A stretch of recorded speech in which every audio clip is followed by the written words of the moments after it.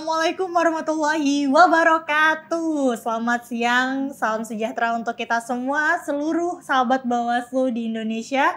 Salam Om Swastiastu, Namo Buddhaya, salam kebajikan. Mari kita mulai podcast hari ini dengan berpantun ria. Dari jauh burung terbang tinggi, menyapa dunia dengan lagu gembira. Selamat datang di podcast Bawaslu RI. Bersama saya Nur Fauzia Abdillah, mari kita berbagi cerita. Baik sahabat Bawaslu, di episode kali ini kita akan membahas tentang peran KPI dalam pengawasan pemberitaan di pemilihan serentak tahun 2024. Sudah hadir bersama kita narasumber yang inspiratif dan tentunya punya segudang pengalaman di bidang penyiaran. Ada Temimah Susanti, Komisioner Penyiaran Indonesia. Halo Temimah. Halo Uzi. Boleh disapa dulu Teh, sahabat Bawaslu di rumah. Halo sahabat Bawaslu. Oke, selamat siang Teteh. Selamat siang Uzi. Senang sekali bisa bertemu dengan Teteh. By the way, kita bajunya sama nih Teh. Sama-sama Alhamdulillah biru. yang bisa ketemu Uzi ya. Iya, alhamdulillah. Kita sehati berarti Teh. Bagaimana kabarnya Teteh? Alhamdulillah baik Uzi. Alhamdulillah. Baik Teh. Sebelum kita membahas lebih jauh nih Teh tentang peran KPI dalam pengawasan pemberitaan pemilu di pemilihan serentak tahun 2024, ada baiknya nih Teh kita perkenalan dulu. Kalau ada istilah tak kenal maka tak sayang, begitu ya sahabat Bawaslu. Jadi kita kenalan dulu nih Teh. Saya dan sahabat Bawaslu penasaran sejak kapan Teh Mimah tertarik di bidang penyiaran dan sampai akhirnya menjadi komisioner di KPI. Boleh diceritakan sedikit Teh? Ya baik Uzi, terima kasih. Yang pertama-tama saya ingin mengucapkan terima kasih, senang bisa berada di podcast Bawaslu RI ya. Betul. Bertemu dengan Uzi dan teman-teman. Iya. Ini ada yang di belakang kita tuh di depan nih. Ada yang di depan kita ya. Di depan kita. Jadi saya akan menyampaikan sedikit cerita ya, pengalaman lah ya kenapa bisa sampai menjadi Komisi Penyiaran Indonesia. Bermimpi boleh ya? Boleh dong ya. Tapi kadang ada yang tidak diimpikan tercapai, ada. Gitu ya. Jadi saya memang saya dibesarkan gitu ya dan dilahirkan di Palembang gitu, dari Palembang sampai SMA gitu ya. Tapi karena punya keinginan merantau ceritanya, saya berangkat ke Kota Bandung gitu ya. Di Kota Bandung saya kuliah di Universitas Islam Negeri Sunan Gunung Jati Bandung. Oh, ya, kita satu alma mater Teh. Oh ya, alhamdulillah gitu ya. Ternyata lebih enak nih jadi ngobrolnya aja iya. ya. Baik, Jadi Teh. setelah menyelesaikan studi di S1 di UIN Sunan Gunung Jati Bandung di Fakultas Dakwah jurusan Ilmu Komunikasi Konsentrasi Jurnalistik, saya ke Jakarta gitu ya.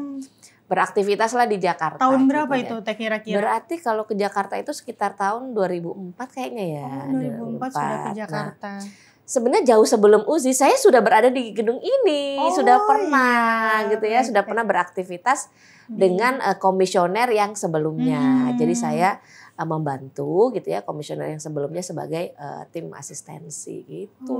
Oke, luar nah, biasa Teh. Setelah itu gitu ya, akhirnya saya memutuskan ikut seleksi Bawaslu DKI Jakarta setelah bekerja lama membantu komisioner di sini. Jadi saya izin tuh mau ikut proses seleksi Bawaslu DKI Jakarta. Jadi setelah itu ya saya ikutin prosesnya semuanya, ada prosesnya dengan baik. Ya alhamdulillah dipercaya dan terpilih menjadi salah satu anggota Bawaslu DKI Jakarta periode 2012-2017. Wah sekarang udah 2024. Lama ya? Lama Teh, berarti suku pemilu sudah biasa ya Teh, sudah menjadi makanan sehari-hari gitu. Jadi sebelum jadi anggota Bawaslu sebenarnya udah warawiri nih gedungnya, tapi belum sebagus ini ya, sudah banyak renovasi gedung ini. Jadi saya kalau masuk kantor Bawaslu RI ini aduh kayaknya nostalgia ya Teh. Nostalgia. Nah setelah menyelesaikan itu akhirnya saya ngikut setelah menyelesaikan tugas di Bawaslu DKI tahun 2017. Saya tidak melanjutkan lagi gitu ya di periode berikutnya, saya coba untuk mengikuti proses seleksi Komisi Penyiaran Indonesia. Kok kenapa tertarik? Lah, saya kan kuliahnya komunikasi ya. Iya, pasti Sobat Bawaslu juga penasaran Teh. Kenapa Teh? Saya coba ini kuliahnya komunikasi. Ini bicara soal komunikasi ya, soal penyiaran. Dan saya punya background komunikasi juga, kan begitu, komunikasi juga. Ya akhirnya saya mengikuti prosesnya. Ya alhamdulillah dipercaya oleh anggota DPR Komisi 1 yang saat itu memilih kita untuk menjadi anggota Komisi Penyiaran Indonesia Pusat periode 2019-2022. Dalam proses menjalankan tugas itu Teteh akhirnya ya udahlah sekolah lagi kan baru menyelesaikan studi S1-nya. Jadi ikut tes di UIN Syarif Hidayatullah Jakarta gitu ya untuk melanjutkan S2 jurusan komunikasi penyiaran Islam. Jadi fakultas dakwah jurusan komunikasi penyiaran Islam. Ya berjalan tuh sekolahnya. Terus periode pertama kan selesai nih 2022. Akhirnya ikut proses seleksi yang kedua karena masih ada kesempatan 1 periode lagi ya di Komisi Penyiaran Indonesia Pusat. Ikut lagi seleksi periode kedua. Alhamdulillah masih dipercaya dan terpilih kembali. Jadi periode 2022-2025. Dan alhamdulillah sekolahnya juga bisa selesai. Ini sudah alhamdulillah. Pokoknya nikmat Allahnya gak berhenti-berhenti lah ya. Alhamdulillah bisa menyelesaikan semuanya dan sekarang ya sedang masih menjalankan tugas di Komisi Penyiaran Indonesia Pusat sampai saat ini. Keren sekali Teh. Tadi lumayan banyak ya Teh ya perjalanannya dari mulai Bawaslu dulu kemudian ke KPI.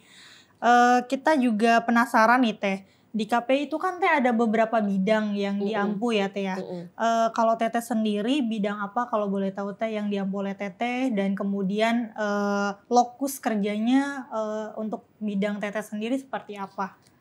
Jadi dalam menjalankan peran dan fungsinya gitu ya Komisi Penyiaran Indonesia ini untuk memudahkan ya prosesnya gitu ya. Jadi dibagi 3 itu ke lembaga. Ada namanya bidang isi siaran, ada namanya PKSP gitu ya. Terus ada bidang kelembagaan. Nah, saat ini Teteh ini berada di bidang kelembagaan ya.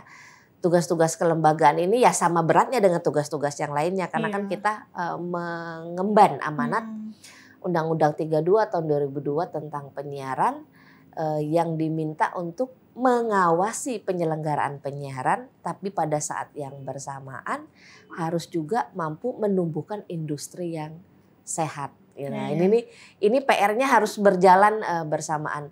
Nah, di kelembagaan ini ada beberapa tugas yang dilakukan. Yang pertama terkait dengan meningkatkan sumber daya manusia penyiaran yang profesional. Ya, karena kan SDM ini berkaitan dengan SDM di internal kelembagaannya Komisi Penyiaran Indonesia dan juga sumber daya manusia penyiaran itu maksudnya SDM di lembaga penyiaran. Jadi yang memang mereka menjadi lembaga penyiaran ini kan menjadi objek ya pengawasannya KPI. Yang selanjutnya ya kita bekerja sama dengan para pihak, dengan stakeholder penyiaran ya, ada pemerintah, ada masyarakat, ada perguruan tinggi, dan termasuk penyelenggara pemilu. Dalam hal ini adalah Bawaslu dan juga ada KPU gitu.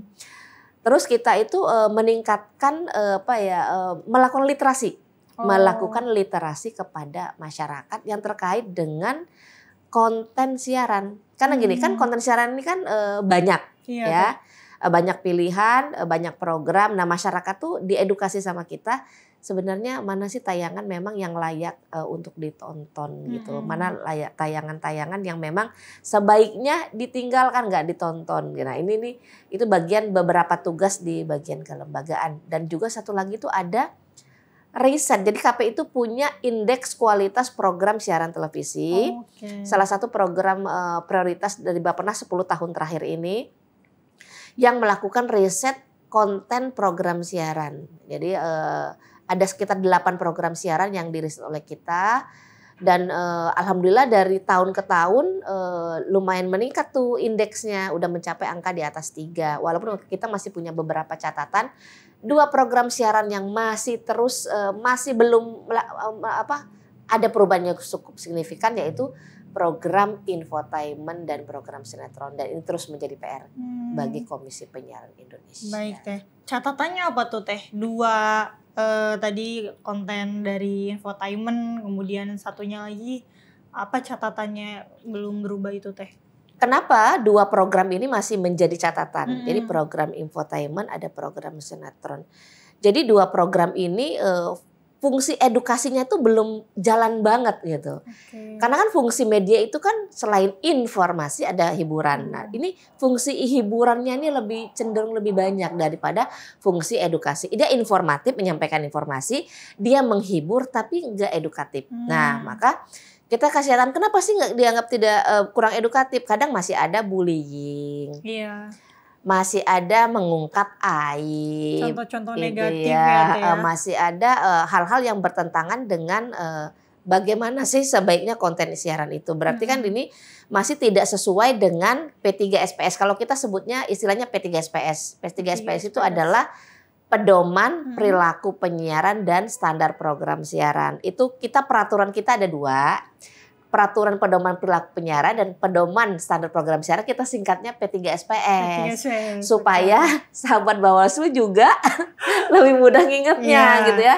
Dan sahabat-sahabat yang penyiaran juga masyarakat, jadi supaya lebih mudah mengingat ya Teh ya. Gitu. Oke. Tadi menarik ya Teh, ternyata ada 2 catatan dari KPI ya tentang infotainment dan juga sinetron. Kita beralih ke pilkada nih Teh, yang sedang hangat-hangatnya kan. Kurang dari 50 hari lagi nih Teh, kita akan melaksanakan pilkada serentak tahun 2024. Tepatnya di tanggal 27 November. Nah, sejauh ini Teh, bagaimana kemudian peran KPI dalam pengawasan menjelang pilkada? Jadi pengawasan pemberitaan menjelang pilkada 2024 ini peran KPI seperti apa begitu Teh? Jadi di Undang-Undang 32 tahun 2002 tentang penyiaran di pasal 8 ayat 1 itu disebutkan Komisi Penyiaran Indonesia sebagai wujud peran serta masyarakat, dia berfungsi mewadahi aspirasi masyarakat dan mewakili masyarakat, mewakili kepentingan masyarakat akan penyiaran. Nah, itu peran KPI itu di situ. Jadi aspirasi masyarakat tuh memang tentang penyiaran itu diwakili oleh Komisi Penyiaran Indonesia. Keren ya. Keren banget gitu ya. Di Undang-Undang 32 tahun 2002 itu diamanatkan seperti itu. Nah, untuk menjalankan peran ini, Komisi Penyiaran Indonesia itu dikasih kewenangan. Gitu ya, dia dikasih kewenangan. Yang pertama, dia menetapkan pedoman perilaku penyiaran. Terus dia menyusun standar program siaran. Yang ketiga, dia mengawasi pelaksanaan peraturannya tadi yang Teteh sebut P3SPS. Jadi sama KPI diawasi pelaksanaannya. Ya kan pelaksana aturannya lembaga penyiaran ya. Lembaga penyiaran. Yang selanjutnya tuh dia menerima aduan dan menindaklanjutinya sebagaimana ketentuan peraturan perundang-undangan. Yang terakhir itu bekerja sama dengan para pihak, siapa? Pemerintah, perguruan tinggi yang Teteh sebutkan tadi di awal, terus ada masyarakat dan juga para pihak lainnya. Nah, ini kan sebenarnya menjalankan peran ini dengan dengan kewenangannya ini kan juga merupakan sesuatu yang nggak mudah gitu ya. KPI menjalankan peran ini, maka peran ini dilakukan oleh KPI dengan bidang-bidang yang tadi sudah dibagi Teteh sampaikan di awal ya. Melalui isi siaran, ada PKSP, ada kelembagaan gitu ya. Nah, masing-masing bidang ini akan menjalankan fungsinya gitu ya, agar penyelenggaraan penyiaran tadi itu berjalan dengan maksimal gitu. Baik Teh. Tadi Teteh sudah singgung terkait dengan standar penyiaran nih Teh. Ini kan berita dan juga iklan ini kan seperti 2 sisi mata uang ya Teh. Salah satunya juga ada iklan kampanye di dalamnya. Ya kita ketahui bersama bahwa iklan kampanye ini kan dimulai dari tanggal 10 November Teh sampai dengan 23 November. Iklan media massa cetak dan media massa elektronik. Nah, iklan kampanye ini kan Teh bukan hanya sekedar alat promosi ya untuk masyarakat, tapi juga dia membentuk persepsi dan mempengaruhi keputusan dari pemilih. Apa sih kemudian Teh tantangan terbesar yang dihadapi oleh KPI dalam mengawasi iklan kampanye pada pemilihan serentak tahun 2024 ini? Jadi sebelum Teteh menjawab pertanyaannya Uzi, jadi pernah dengar istilah program siaran pemilihan ya? Nah, itu kan yang diawasi oleh KPI, itu kan ngawasi konten siaran. Konten siaran dalam hal ini konten siaran pilkada kan gitu ya. Betul. Nah, dalam program siaran pilkada itu sebenarnya ada 3 hal yang di dalam program siaran itu. Itu tuh yang pertama namanya pemberitaan. Tadi Uzi cepat singgung ya, betul. Pemberitaan. Ada namanya sosialisasi, ada namanya iklan. Ya. Yang terakhir ini ada iklan kampanye, oke ya, ada iklan layanan masyarakat. Dalam konteks pilkada serentak ya, ada istilah iklan kampanye, ada istilah iklan layanan masyarakat.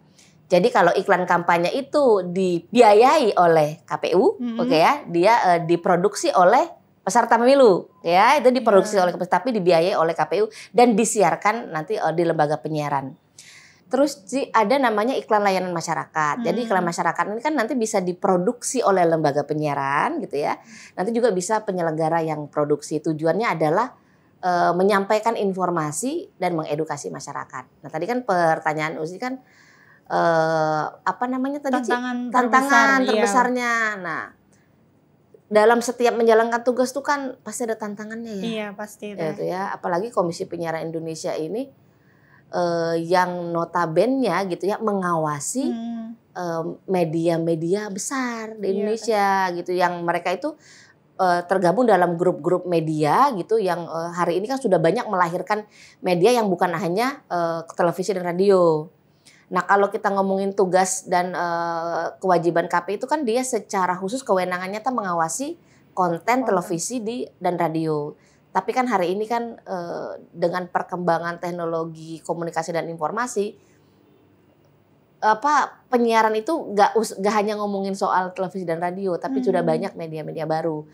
Nah tantangan yang pertama yang bukan tantangan terberat ya, tantangan semua udah berat, ngomongin soal misalnya netralitas dan independensi lembaga penyiaran itu sendiri gitu ya, karena kan notabene ada grup-grup media yang dipimpin yang punya afiliasi politik. Betul, itu kan tantangan tuh bagi KPI kan gitu.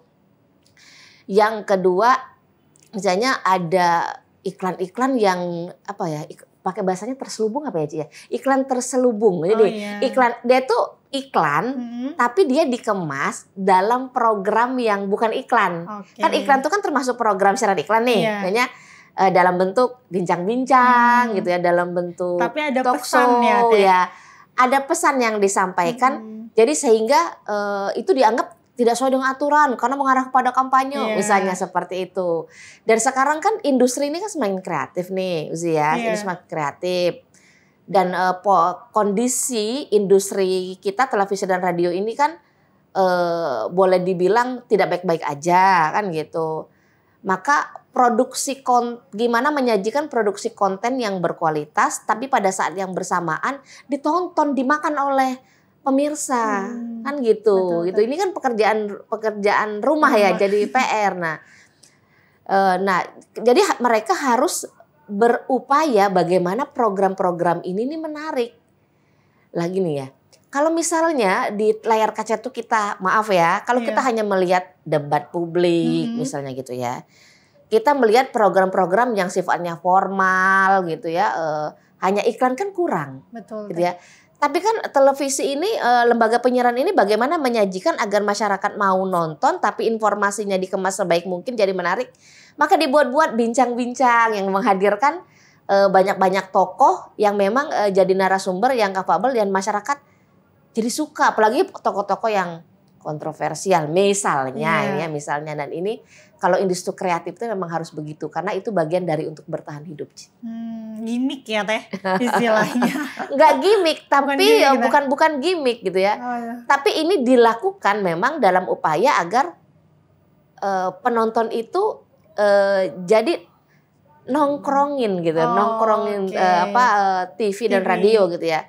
Walaupun jadi tadi pindah channel gitu ada nggak pindah channel, walaupun tadi kan Teteh bilang sekarang kan kondisinya penonton kita nih masing-masing nonton TV ini udah sekitar 3-4 jam sehari. Sisanya kita mengakses media itu berbasis internet kan dari handphonenya kita. Betul. Jadi kalau dihitung rata-rata 8 jam bahkan mungkin bisa nambah nih durasi waktu kita mengakses. Dan ini juga akhirnya perkembangan ini teknologi informasi ini kan yang itu bukan jadi kewenangannya Komisi Penyiaran Indonesia. Iya, betul. Yang pengawasannya itu sudah sangat luas karena KPI masih terbatas. Itu tantangan juga tuh, Ci. Perkembangan teknologi yang berbasis digital gitu ya. Sehingga yang itu wilayah pengawasannya itu bukan wilayah pengawasannya Komisi Penyiaran Indonesia. Itu juga menjadi bagian dari tantangan kita. Terus sumber dayanya, sumber daya manusianya juga dan cara sistem pemantauannya. Kita kan sistem pemantauan kita kan real time gitu ya. Jadi kita sip-sipan tuh ganti per 6 jam kita ganti personil ya gitu ya untuk mengawasi televisi, radio gitu.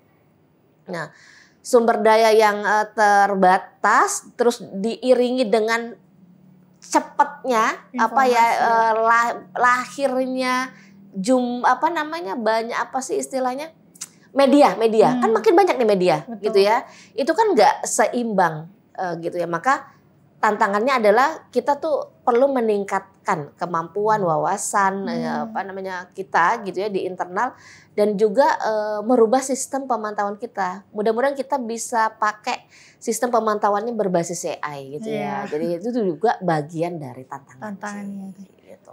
Tadi saya highlight ada yang menarik terkait dengan netralitas lembaga penyiaran yang kemudian punya afiliasi politik. Dari KPI sendiri bagaimana kemudian merespon soal itu dan mungkin publik juga penasaran gitu sahabat-sahabat Bawaslu juga di rumah penasaran bagaimana kemudian KPI merespon misal menindaklanjuti lembaga penyiaran yang memang punya afiliasi politik tertentu begitu. Iya.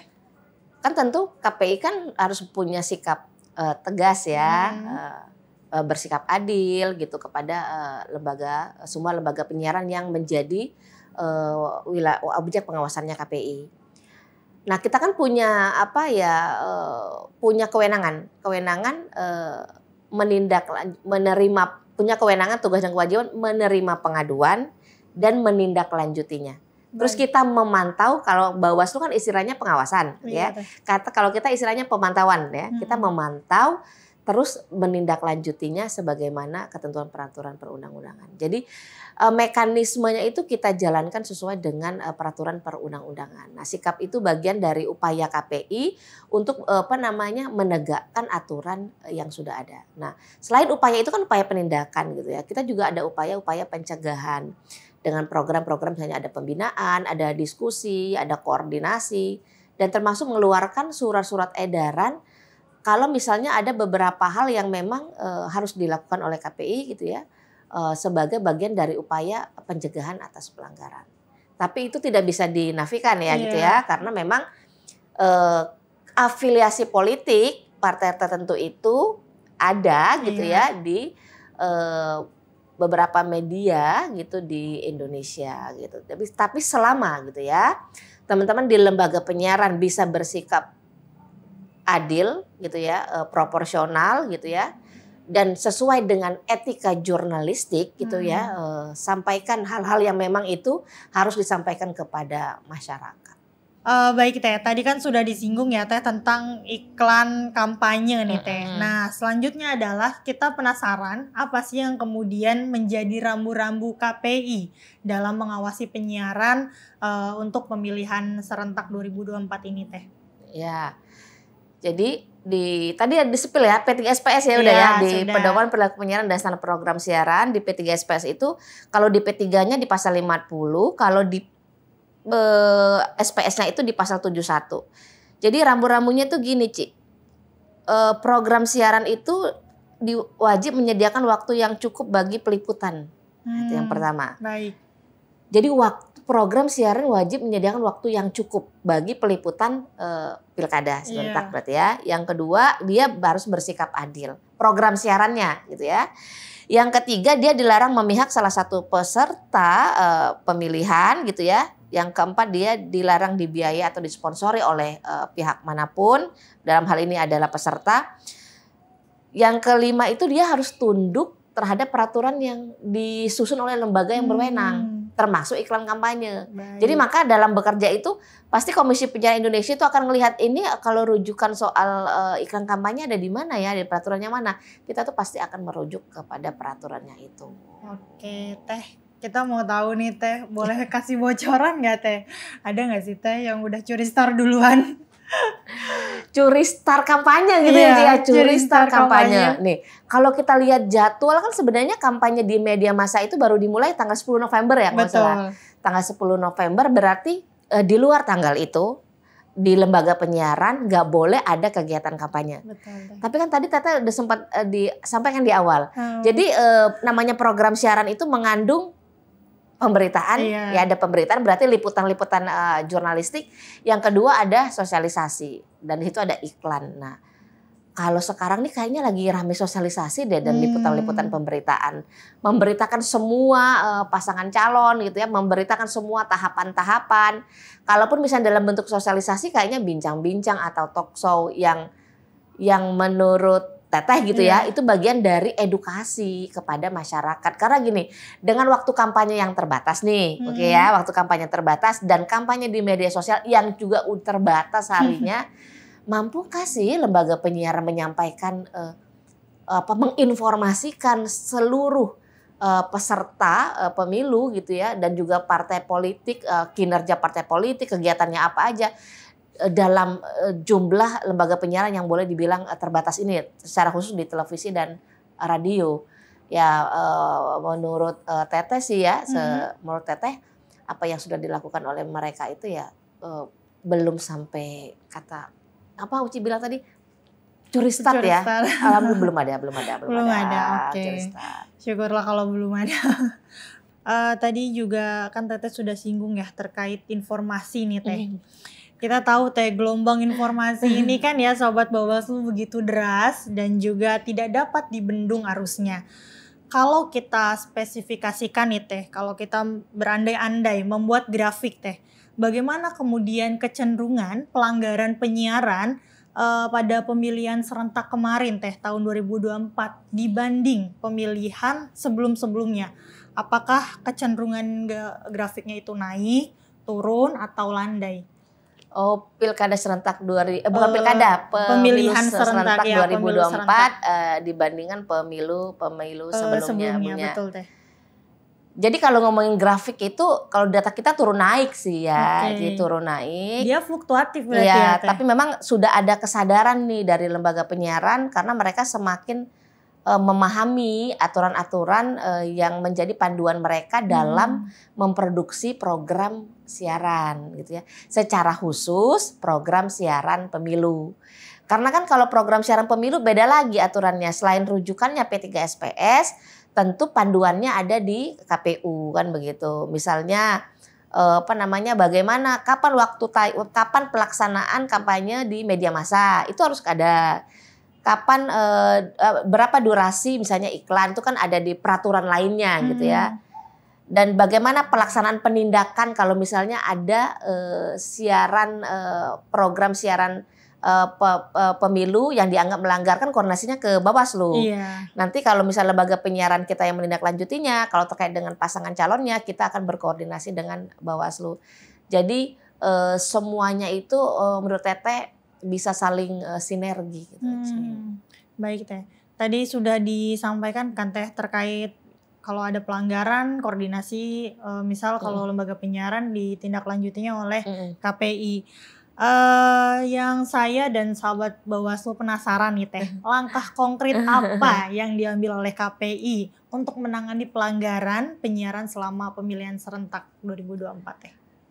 Pemilihan serentak 2024 ini ya. Iya.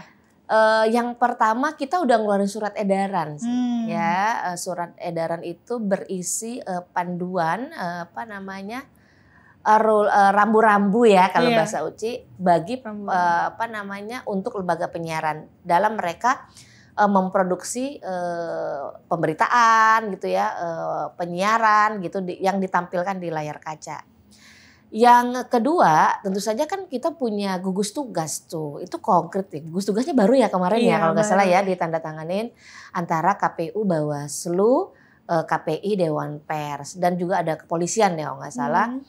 Jadi di gugus tugas itu akan dikoordinasikan kalau misalnya ada hal-hal yang terkait dengan penyelenggara pemilu ini. Kalau KPI tentu akan berkoordinasi, ini ada penyiaran ABCD, ini gimana? Pasti kan ngobrol sama Bawaslu. Nanti Bawaslu nanti forum-forum ini sebenarnya harus dimanfaatkan dengan baik. Kalau pilkada ini kan memang nanti akan lebih banyak daerah sebenarnya, karena KPID ya, kan KPI kan ada di provinsi. Koordinasinya tentu akan lebih banyak ke Komisi Penyiaran Indonesia di tingkat daerah. Karena kan ini pilkada kan sangat lokalistik. Tentu nanti gugus tugas ini akan kita sampaikan kepada seluruh jajaran kita di bawah, isinya beserta surat edaran yang tadi. Nah, kalau dalam pelaksanaan pengawasannya sampai hari ini, Ci, pemberitaan aja nih sebenarnya nih ya. Nih, kan media nih sangat banyak ya, ada yang konsen di pemberitaan gitu ya, ada yang banyak hiburannya gitu. Nah, kalau kita lihat di berita-berita nasional gitu ya, memang kadang ya ini karena media itu kan dia punya sifat sih sebenarnya. Sesuatu yang ditampilkan di layar kaca itu ya harus sesuatu yang luar biasa dan menarik. Jadi supaya ditonton kan gitu. Nah, ini sebenarnya bisa jadi evaluasi bagi lembaga penyiaran juga gitu ya. Kalau siapa sih dari 37 provinsi pilkadanya di Indonesia ini yang paling menarik dan pusat perhatian? Bisa nggak kita sebut nih? Kita sebut misalnya Jatim. Ada berapa Jatim ya, DKI ya gitu ya, yang Jawa Tengah juga ya, jadi Sumatera Utara gitu ya, yang jadi pusat-pusat perhatian masyarakat. Nah, mampukah media kita sebenarnya nanti menampilkan semua di layar kaca? Dari 37 provinsi kalau nggak salah, 415 kabupaten kota, ada 93 kota kalau nggak salah. Itu tuh sebenarnya harus muncul di layar kaca, harus adil gitu loh. Waktunya harus diberikan yang cukup untuk semua liputan pemberitaan paslon, partai politik, peserta itu harus diberikan porsi untuk tampil di layar kaca agar semua masyarakat mengenalnya. Nah ini juga jadi PR ya. Akhirnya karena tidak semua bisa tampil di layar kaca, geser deh ke platform media yang lain kayak gitu. Jadi akhirnya masyarakat karena aksesnya pengen lebih cepat gitu dapat informasinya dan detik itu juga langsung diklik ya handphonenya, itu muncul semua pemberitaan dengan cepat gitu. Jadi kan itu juga sebenarnya jadi mempengaruhi kondisi industri kita hari ini karena kan iklannya kan udah banyak berlarian ke platform media sosial yang itu. Gitu. Baik, Teh Mimah. Selanjutnya saya dan sahabat Bawaslu nih penasaran. Tadi Teteh sudah singgung terkait dengan pelanggaran nih Teh dalam penyiaran. Apakah kemudian bisa nih kalau misalkan saya atau sahabat-sahabat Bawaslu di rumah menemukan pelanggaran dalam penyiaran, baiknya kami melaporkannya itu kemana Teh? Iya, bisa banget Ci. Bisa kalian melaporkan laporannya tuh bisa dalam bentuk aduan, bisa dalam bentuk kritik, bisa juga dalam bentuk apresiasi. Jangan hanya mengadu aja. Jadi ada gitu 3 ya sahabat Bawaslu. Ada aduan tuh bisa ada saran, kritik, apresiasi gitu ya. Selain melaporkan konten siaran bisa. Jadi KPI itu membuka semua saluran pengaduan, semua saluran pengaduan di Komisi Penyiaran Indonesia itu dibuka. Mulai dari email ada dia. Akun-akun media sosialnya juga ada. Instagram, Twitter gitu ya. Apalagi tuh. Website juga ya. Website juga ada, Facebook juga ada. Jadi tinggal diklik aja KPI Pusat. Nanti dia otomatis gitu. Nah, Sahabat Bawaslu boleh langsung follow ya Instagram dari KPI Pusat. Iya, boleh follow KPI Pusat ya untuk update informasi sejauh mana nih KPI kemudian menjalankan tugas dan fungsinya dalam pengawalan penyiaran. Iya. Baik Teh. Jadi kita semua bisa banget ya Teh untuk melaporkan itu ke salah satunya ke Instagram juga bisa ya Teh. Ada juga nomor telepon, WhatsApp juga ada nomor WhatsApp. Boleh Teh, boleh ya. Di-spill aja ke Sahabat Bawaslu ya. 081 081 21 30 70.000 70.000. Oke, itu gampang banget ya Sahabat Bawaslu. Semoga Sahabat Bawaslu sudah mencatatnya dengan baik. Oke Teh, luar biasa sekali penjelasan dari Teteh tadi, sudah sangat komprehensif Teh, bagaimana kemudian peran KPI, terus bagaimana kemudian jika ada pelanggaran kita juga bisa berkontribusi ya sahabat-sahabat Bawaslu untuk melaporkan nih jika ada dugaan pelanggaran penyiaran yang misal kita sudah tahu, oh iya kita lapornya kemana, itu juga sudah sangat komprehensif Teteh jelaskan. Baik Teh, ini tidak terasa Teh sudah terakhir ya Teh. Mungkin saya ingin tahu closing statement dari Teteh, pesan-pesan dari Teteh untuk seluruh sahabat Bawaslu di Indonesia untuk mensukseskan tentunya Pilkada Serentak 2024. Halo sahabat Bawaslu ya. Mari bersama-sama mengawasi dan menjaga gitu ya proses pelaksanaan Pilkada Serentak ini agar berjalan jujur, adil dan demokratis. Boleh kasih pantun nggak Ci? Boleh dong. Pantun itu lebih menohok ya. Iya. Ya. Tadi dibuka dengan pantun, ditutup dengan pantun. Boleh nyontek nggak? Ada nyontek boleh dikit ya. Dong, Teh. Jika pelita terang bersinar. Cakep. Terang menyala di malam gelita. Cakep. Bersama Bawaslu kita bersinar, menyongsong pilkada yang penuh cita. Terima kasih banyak Teh Bima sudah hadir membersamai kami dan seluruh sahabat Bawaslu di rumah. Teh boleh jargon dulu Teh? Bersama rakyat, awasi pemilu. Bersama Bawaslu, tegakkan keadilan pemilu. Terima kasih banyak Teh Bima sudah hadir. Ya, sama-sama Uzi. Kami semua. Terima kasih. Sehat-sehat Teteh. Sampai jumpa di episode podcast berikutnya. Dadah.